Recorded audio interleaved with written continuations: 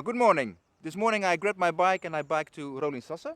And she is an expert on conflict and water. There's a water crisis in every country in some way. It's either too little, or it's too much, or it's too dirty, and often it's all together.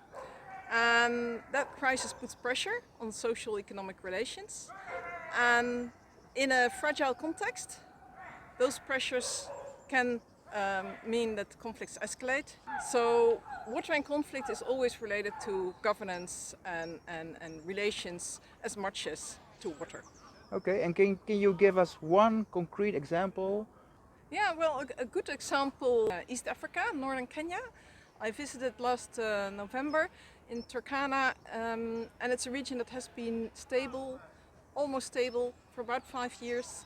And then now there are reports again of attacks. And people say one of the reasons is that because of the drought, there's less pasture, there's less water, and people migrate to places where they can find water, and it's more difficult to manage it, because traditionally people can manage it.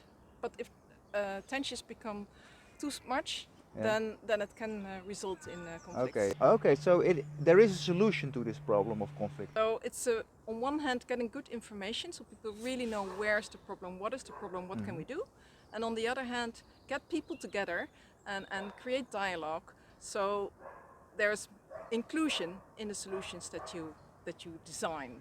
Basically, it's a security website. You have the Global Early Warning Tool, and it's a tool where a lot of big data is put in a computer. Yes.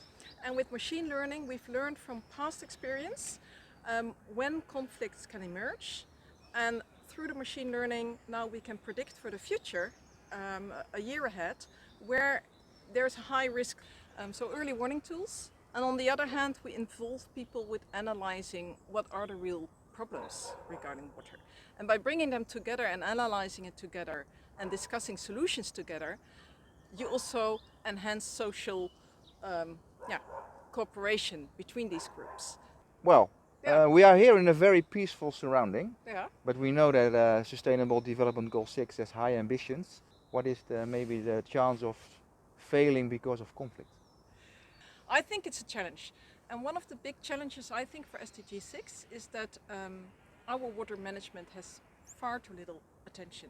Even climate change is increasing our water problems, but also climate adaptation is enhancing water problems, because all these hydropower dams are actually creating a lot of water issues and water conflicts in many countries. So we have to manage the resources we have, and the water sector is not in charge. No. So we have to be ambassadors, and we're still struggling how to get this message across and how to engage them. I'm going to bike, as you know, to Africa to report on the situation around water in SDG 6. Are you going to follow me? Yes, of course.